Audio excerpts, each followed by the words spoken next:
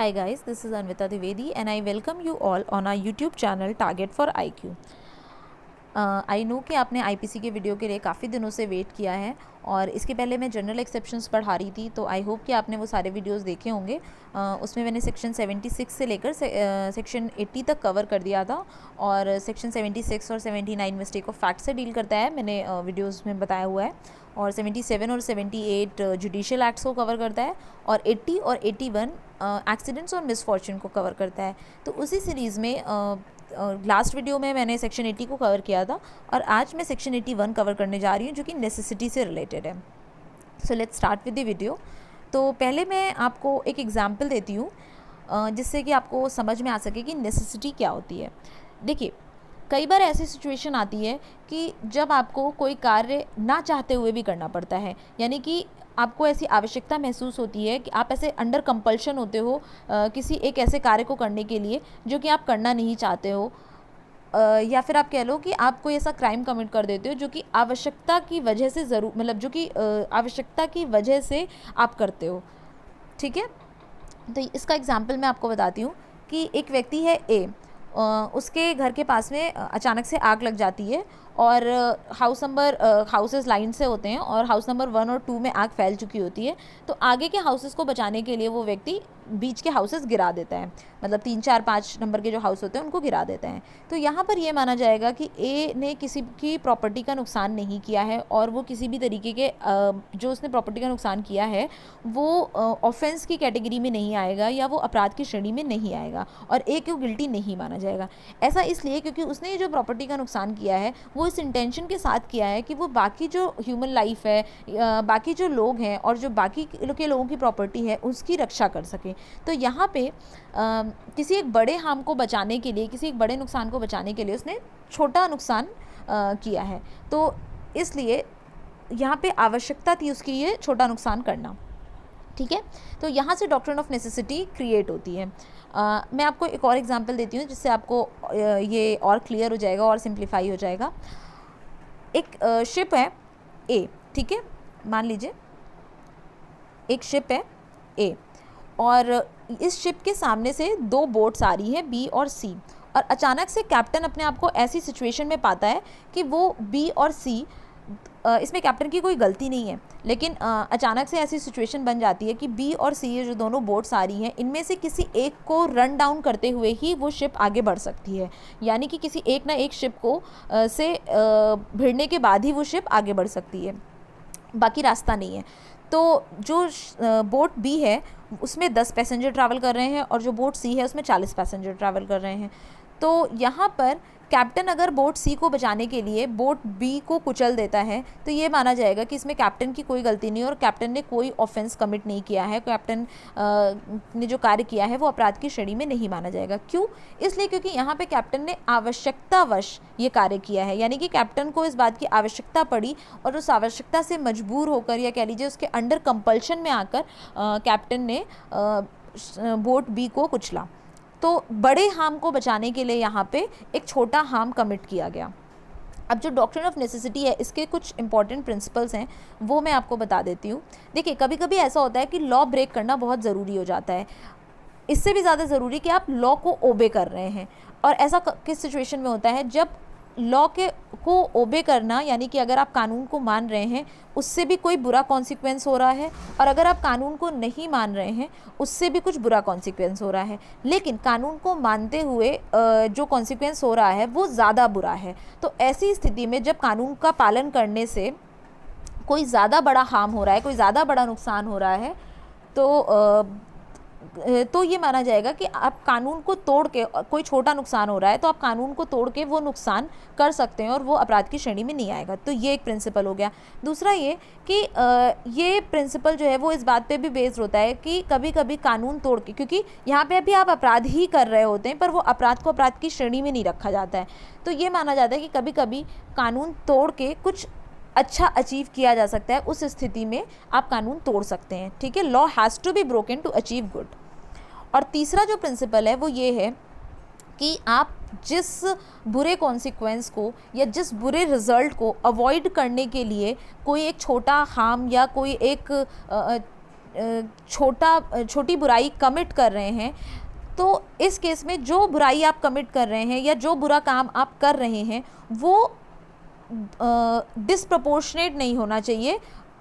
यानी कि जिस बुराई को अवॉइड करने के लिए आप ये बुरा काम कर रहे हैं, वो बुरा काम हमेशा उस बुराई से छोटा होना चाहिए। यानी कि आप एक बड़ी बुराई को अवॉइड करने के लिए एक छोटी बुराई तो कमिट कर सकते हैं, एक छोटा बुरा काम तो कमिट कर सकते हैं, पर आप किसी छोटे बुरे काम को अवॉइड करने के लिए एक बड़ा बुरा काम कमिट नहीं कर सकते हैं।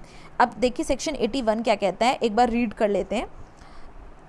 Nothing is an offence merely by reason of its being done with the knowledge that it is likely to cause harm if it be done without any criminal intention to cause harm and in good faith for the purpose of preventing and avoiding other harm to person or property। यानी कि ये section कह रहा है कि अगर कोई भी व्यक्ति कोई ऐसा कार्य या कोई ऐसा अपराध कमिट करता है, कोई ऐसा जैसे मान लीजिए, थोड़ा सा मैं इसको सिंप्लीफाई करके बताती हूँ। ये सेक्शन ये कहता है कि किसी एक बड़े नुकसान को बचाने के लिए अगर कोई व्यक्ति कोई छोटा नुकसान कर बैठता है या कोई ऐसा एक्ट करता है जिसको करने से उसको पता होता है कि ये जो एक्ट वो कर रहा है इसकी वजह से वो कोई हार्म कॉज कर सकता है या कोई नुकसान कर सकता है, इसकी नॉलेज उस व्यक्ति को होती है, पर बिना किसी आपराधिक उद्देश्य के और सद्भावना में वो अगर ये कार्य करता है और उस कार्य से कोई छोटा नुकसान हो जाता है, तो हम ये नहीं मानेंगे कि उस व्यक्ति ने कोई अपराध किया है। ठीक है, अब इसके इम्पॉर्टेंट एलिमेंट्स क्या क्या हैं। देखिए, उस व्यक्ति को नॉलेज होनी चाहिए अपने एक्ट की, यानी कि उसे पता होना चाहिए कि वो जो एक्ट कर रहा है वो कोई नुकसान उस एक्ट की वजह से वो कोई नुकसान कर सकता है, किसी व्यक्ति का या किसी व्यक्ति की प्रॉपर्टी का कोई नुकसान कर सकता है, पर उस एक्ट को करते टाइम कोई क्रिमिनल इंटेंशन नहीं होनी चाहिए, यानी कि कोई आपराधिक उद्देश्य नहीं होना चाहिए उस व्यक्ति का। नॉलेज तो होगी उस एक्ट की कि हाँ ये एक्ट हमारा गलत हो सकता है या ये एक्ट हमारे इस एक्ट से कुछ गलत कॉन्सिक्वेंसेस हो सकते हैं, कुछ गलत रिजल्ट मिल सकते हैं, लेकिन उसकी इंटेंशन नहीं होनी चाहिए यहाँ पे, यानी कि उसने आवश्यकतावश ये काम किया है या मजबूरी में ये काम किया है, और जो एक्ट उसने किया है वो गुड फेथ में कमिट किया हो।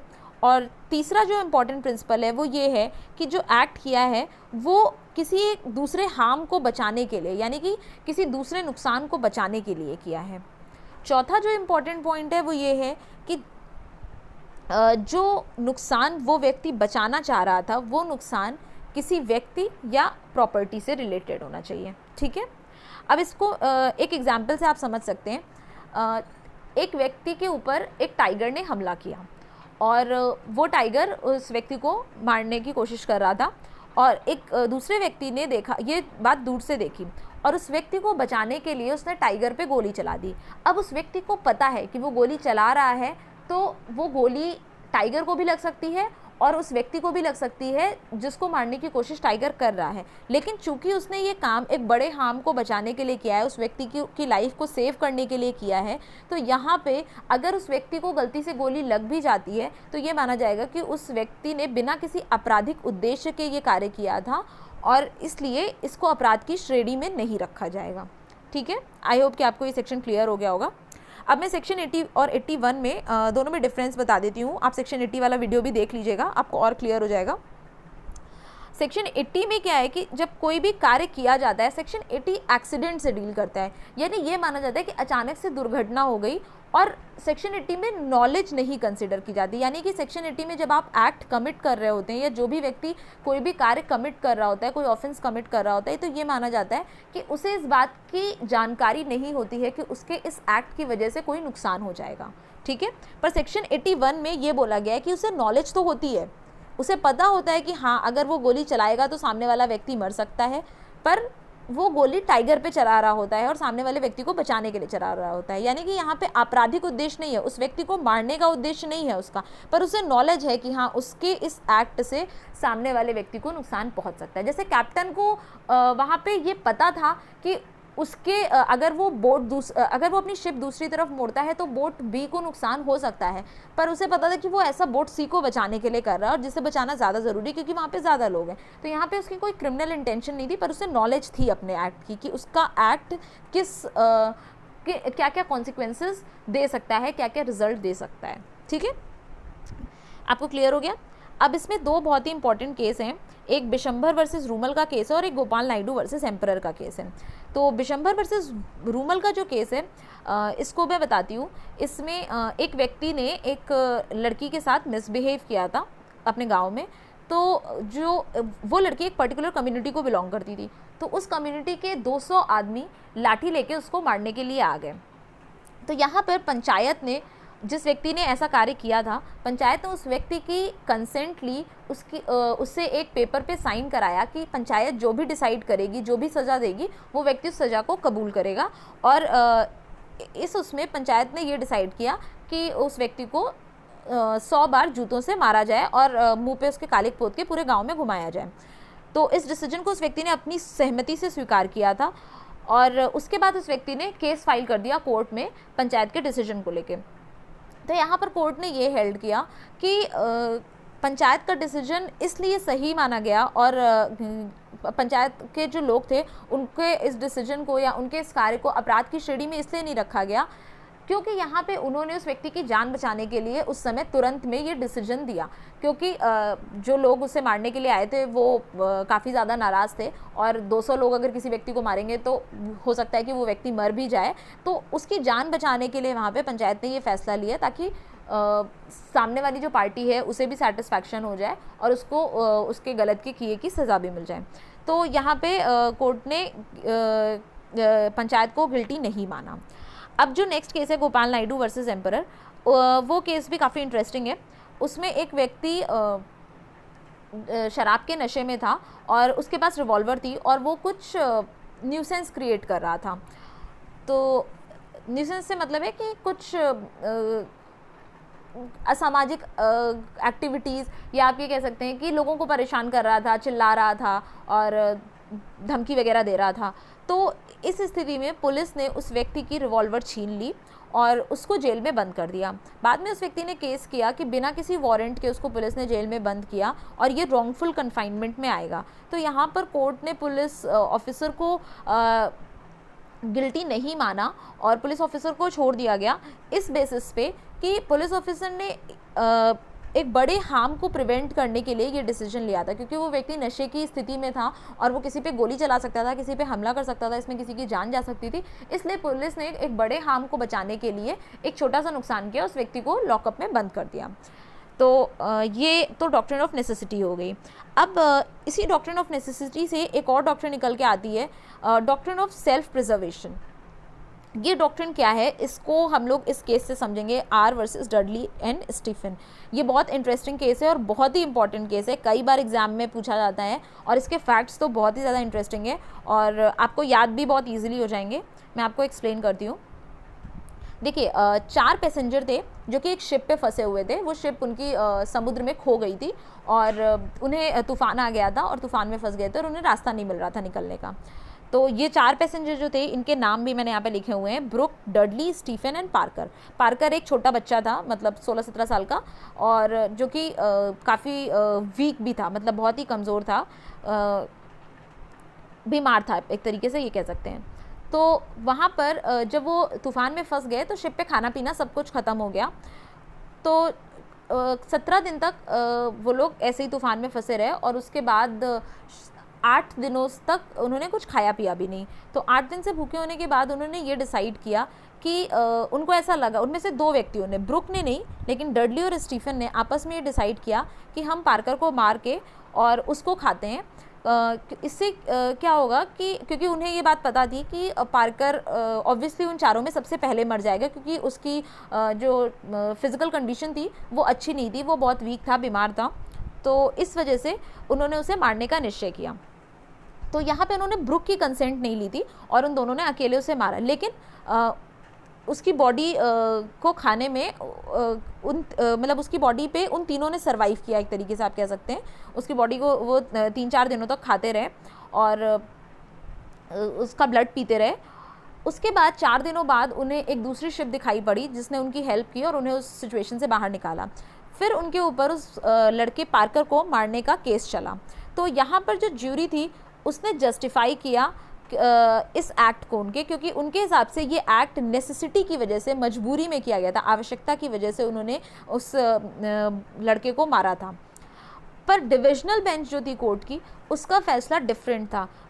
उसने इन दोनों को, डडली और स्टीफन को, डेथ सेंटेंस दिया।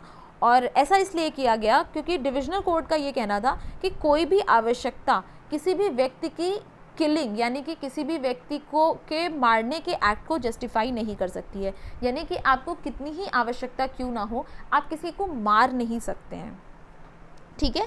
और वो भी उस स्थिति में जब आप सेल्फ प्रिजर्वेशन कर रहे हो, यानी कि स्वयं के लिए, स्वयं के स्वार्थ के लिए आप किसी व्यक्ति को मार नहीं सकते हो। स्वयं को बचाने के लिए कोई भी आवश्यकता, स्वयं को बचाने के लिए कोई भी आवश्यकता इतनी बड़ी नहीं होती है कि आप किसी व्यक्ति को, किसी सामने वाले व्यक्ति को मार दो। ये कोर्ट का फैसला था यहाँ पे। अच्छा, कोर्ट ने यहाँ पे ऐसा फैसला इसलिए लिया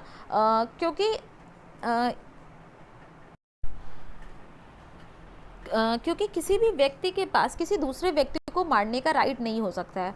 और ज्यूरी ने उन्हें जस्टिफाइड इसलिए ठहराया था क्योंकि उनके हिसाब से वो व्यक्ति, चूँकि उसकी फिजिकल कंडीशन अच्छी नहीं थी, तो वो इन एनी केस उन चारों में सबसे पहले मर जाता। तो उन दोनों ने उस लड़के को मार के सही किया और बाकी 3 की जान बचाई। लेकिन कोर्ट का मानना इससे अलग था। कोर्ट के हिसाब से आप अपनी जान बचाने के लिए किसी दूसरे व्यक्ति को नहीं मार सकते हो, वो भी तब जब वो इनोसेंट हो और आपके पास किसी दूसरे व्यक्ति की जान लेने का अधिकार नहीं है। और इस फैसले के पीछे की जो फिलॉसफी थी वो ये थी, क्योंकि अगर कोर्ट इनके फेवर में फैसला देती तो इससे ये साबित हो जाता कि कोई भी स्ट्रॉन्गर पर्सन किसी भी वीक को मार सकता है। और दूसरा, उन्होंने उसे सर्वाइव करने का चांस भी नहीं दिया, ठीक है। किसी भी व्यक्ति को सर्वाइव करने का चांस मिलना चाहिए हर व्यक्ति को। तो यहाँ पे कोर्ट ने इसलिए इनके फेवर में डिसीजन नहीं दिया। तो यहाँ पे जो प्रिंसिपल डिराइव है वो मैंने आपको बता दिए कि सेल्फ प्रिजर्वेशन, यानी कि स्वयं की रक्षा कोई एब्सोल्यूट नेसेसिटी नहीं होती है, यानी आवश्यकता की श्रेणी में उसको नहीं रखा जाएगा। किसी भी व्यक्ति के पास दूसरे की जान लेने का कोई अधिकार नहीं होता है। और तीसरा जो सबसे बड़ी बात है वो ये है कि कोई भी आवश्यकता किसी किलिंग को जस्टिफाई नहीं करती है, ठीक है। तो ये आपको समझ आ गया। लेकिन 2 केसेस में मैं आपको बताऊं, ये बहुत इंपॉर्टेंट है आपके लिए जानना कि होमिसाइड यानी कि किसी को मारना जस्टिफाई होता है, मर्डर जस्टिफाई होता है 2 केसेस में। किस केसेस में? अगर आप ये सेल्फ डिफेंस में कर रहे हो, यानी कि सामने वाला व्यक्ति आपको मार रहा है तो आप सेल्फ डिफेंस में अपने आप को बचाने के लिए उस स्थिति में सामने वाले व्यक्ति को मारते हो तो जस्टिफाइड है। और दूसरा, अगर आप पब्लिक सेफ्टी के लिए ऐसा करते हो, यानी कि जैसे मान लीजिए कोई टेररिस्ट है, उसने किसी पब्लिक ग्रुप पे हमला किया और आप उस स्थिति में उसको मार रहे हो, तो यहाँ पे वो होमिसाइड जस्टिफाई माना जाएगा। आई होप आपको ये वीडियो पसंद आया होगा। और अगर आपको कोई भी कन्फ्यूजन है, कोई भी क्वेश्चन पूछना है, तो you can ask in the comment section. Please do not forget to like, subscribe and comment on our video. And till the next video, please be safe and study hard. Thank you. Bye bye.